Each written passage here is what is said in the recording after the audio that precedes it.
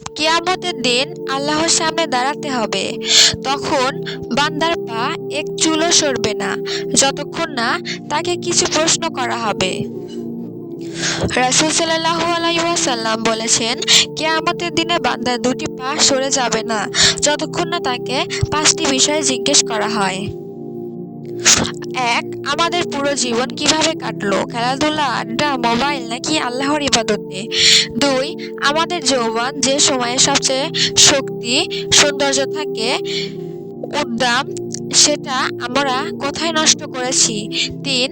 আমাদের রিজিক হালাল থেকে আসছে নাকি হারাম পথে? 4. সেই টাকা কোথায় ব্যয় করছি? নষ্টের পেছনে নাকি আল্লাহর ইবাদতে? 5. আর আমরা যতটুকু জানি, কোরআন হাদিস থেকে যা শিখেছি সেটার উপর আমল করছি তো, নাকি শুধু মুখে মুখে বলছি? কিয়ামতের দিন এগুলো